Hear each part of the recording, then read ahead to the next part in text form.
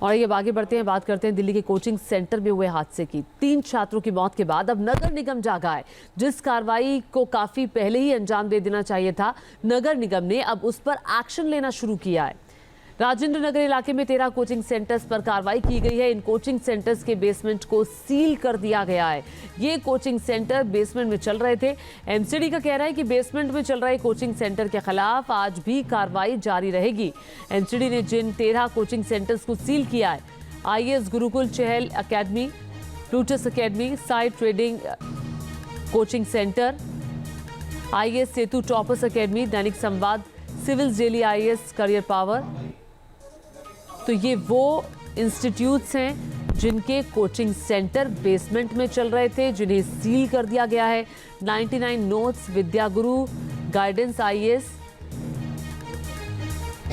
S A for IAS, तो बहुत सारे ये कोचिंग सेंटर्स जिन्हें सील कर दिया गया है। सिस्टम की लापरवाही को लेकर छात्रों में जबरदस्त गुस्सा है। छात्र कल से ही सड़कों पर धरना प्रदर्शन कर रहे हैं, कार्रवाई की मांग कर रहे हैं। छात्रों ने आज जंतर मंतर पर विरोध प्रदर्शन निकालने का ऐलान भी किया है। तो 3 मौतों के बाद एमसीडी जागी है और जागने का नतीजा ये हुआ है कि बेसमेंट में चल रहे जो इंस्टीट्यूट्स हैं उन्हें फिलहाल के लिए बंद कर दिया गया है। जो बेसमेंट में चलाए जा रहे थे,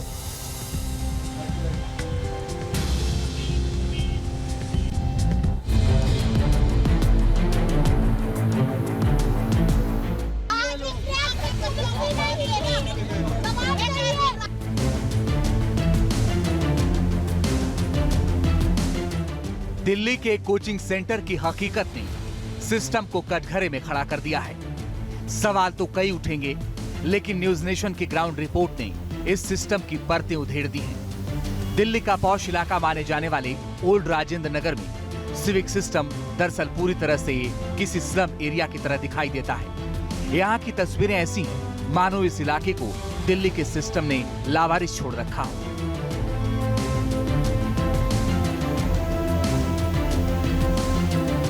राउ कोचिंग सेंटर की बेसमेंट वाली लाइब्रेरी में 3 छात्रों की मौत क्यों हुई, इसकी असली वजह क्या थी, बेसमेंट में पानी कैसे भरा और शनिवार की शाम 7 बजे आखिर हुआ क्या होगा। ग्राउंड जीरो की इस तस्वीर को देखिएगा तो आपकी आंखें खुली की खुली रह जाएंगी। पहली नज़र में ओल्ड राजेंद्र नगर की तस्वीरें देख के आपको लगेगा कि क्या है, यहाँ थोड़ी देर पहले तक बाढ़ के हालात थे। जी हाँ, बिल्कुल बाढ़ के हालात थे। शनिवार को हल्की बारिश के बाद यहाँ 3 फीट पानी भर गया था, जिसकी वजह से बड़ा हादसा देखने को मिला। और अभी भी यहाँ पर आप कीचड़ से इस बात का अंदाज़ा लगा सकते हैं कि जब 3 फीट पानी भरता होगा तो हालात किस तरीके से मुश्किल भरे हो जाते होंगे। और यहाँ सबसे ज़्यादा मुश्किल होती है बेसमेंट वाले इलाके में। बेसमेंट वाले इलाके में इस लिहाज से क्योंकि बेसमेंट में पानी निकलने का कोई जरिया नहीं है। हम आपको सिलसिलेवार तरीके से बताते हैं और समझाने की कोशिश करते हैं कि किस तरह की स्थिति है। यहाँ देखिए 1 फुट की यहाँ पर फुटपाथ है जहाँ मैं खड़ा हुआ हूँ। 1 फुट के बाद अगर मैं 2 फुट आगे बढ़ता हूँ तो 2 फुट के बाद इन सीढ़ियों की शुरुआत हो जाती है। यानी अगर सिर्फ 3 फुट पानी इस इलाके में भर जाएगा तो क्या होगा। 3 फुट के बाद जिस तरीके से यहाँ बेसमेंट नज़र आ रहा है, इसी तरीके से यहाँ पे बहुत सारे बेसमेंट्स बने हुए हैं और उन बेसमेंट में पानी चला जाएगा। और जब एक बार तेज़ी से पानी अंदर जाएगा तो उसके बाद निकलना, पानी का निकलना बेहद मुश्किल हो जाएगा। हैरानी इस बात की है कि ओल्ड राजेंद्र नगर में रहने वाले छात्रों को भी इसकी जानकारी है, लेकिन वो किस कदर मजबूर हैं उनकी ही जुबानी सुनिए। यहाँ ऐसे हादसे की सबसे बड़ी वजह लाइब्रेरी के गेट पर बना बायोमेट्रिक सिस्टम भी माना जाता है, क्योंकि जैसे ही बारिश आती है बिजली चली जाती है और छात्र लाइब्रेरी के अंदर फंस कर रह जाते हैं। इस वक्त कुछ स्टूडेंट्स हमारे पास हैं बात करने के लिए, उस स्थिति को समझने के लिए कि सिर्फ एक आईएएस इंस्टीट्यूट की नहीं, बाकियों की भी स्थिति ऐसी ही है। विद्या लाइब्रेरी हमारी है, वो भी बेसमेंट में ही है। वही बेसमेंट में? जी हाँ, वो भी बेसमेंट में। तो डर लगता है कि अगर बाहर वाटर लॉगिंग होती है तो ये स्थिति की दोबारा पुनरावृत्ति ना हो जाए, रिपीटेशन ना हो जाए। देखिए, वाटर लॉगिंग तो हर बार होती है। अगर थोड़ी भी बारिश हो जाए ना तो लाइब्रेरी के सीलिंग से पानी आ जाना, एग्जॉस्ट फैन से नीचे पानी आना, ये तो बहुत नॉर्मल हो गया। बारिश के मैंने खैर रूम ले लिया, पर हाँ लाइब्रेरी में तो कौन ही जाएगा। मतलब एक ही एग्जिट पॉइंट नहीं है उन लाइब्रेरीज में, एंट्री गेट ही है और वो भी बायोमेट्रिक है। इलेक्ट्रिसिटी चली गई, कुछ भी दिक्कत हो गई यार। आप रेनी सीजन है, और दिल्ली का इंफ्रास्ट्रक्चर तो पूरा क्रम्बल हो रखा है, कहीं भी 5 मिनट बारिश पड़ेगी सब बहेगा। तो अगर बायोमेट्रिक्स काम नहीं किया तो गेट ही नहीं खुलेगा? नहीं खुलेगा।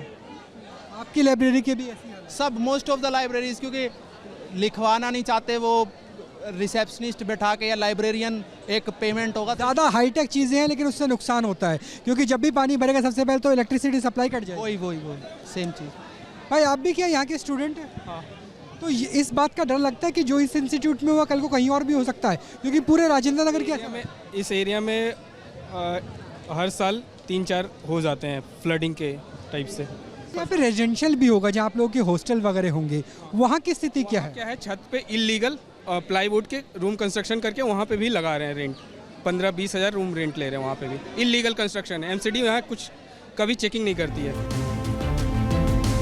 प्रतियोगी परीक्षाओं की तैयारी करने वाले छात्रों से भरा पूरा और सघन आबादी का ये रिहायशी इलाका पिछले 20 साल में कैसे सिस्टम की नाकाम चेन रिएक्शन में फंस गया है, इसे यहाँ के लोग खुद बताते हैं। आजादी के बाद राजेंद्र नगर को रिफ्यूजी कॉलोनी के बतौर बसाया गया था, लेकिन अब हालात यहाँ रोज बरोज खराब होते चले जा रहे हैं।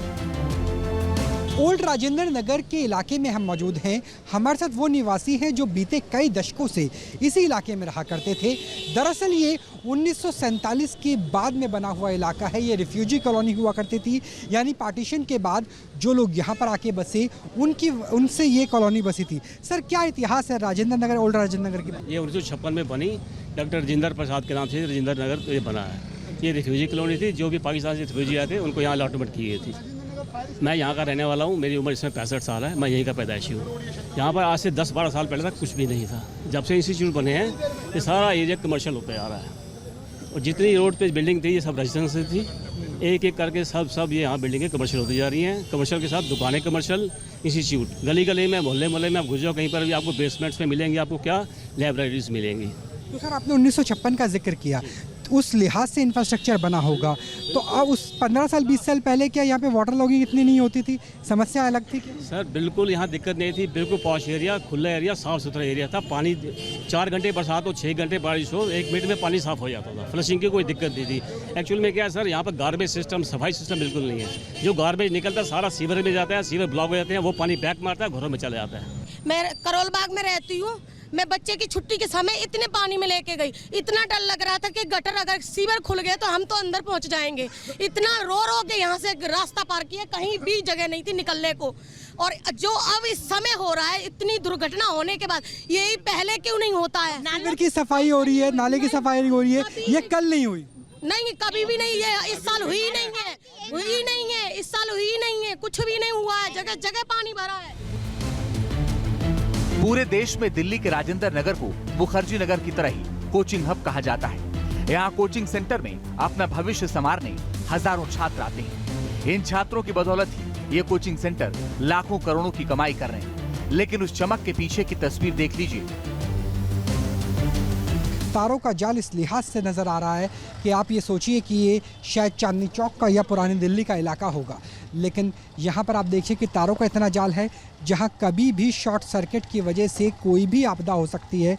ये जानते हुए कि यहाँ पर जो डेंसिटी बहुत ही ज़्यादा है, यानी छोटे से इलाके में बड़ी संख्या में लोग रहते हैं। ये तारों का जाल देख लीजिए कि ये है राजेंद्र नगर की सड़कें, दिल्ली के पॉश इलाके की हालत कि कैसे जो पानी की लाइन है वो इस तरीके से जा रही है। रोड पूरी तरीके से उखड़ चुकी है, सीवर लाइन पूरी तरीके से उखड़ चुकी है, और ये जो सीसी की रोड थी उसकी हालत भी देख लीजिए। इंफ्रास्ट्रक्चर के लिहाज से ये इलाका अगर झील में तब्दील नहीं होगा तो भला यहाँ पर कैसी स्थिति नज़र आएगी।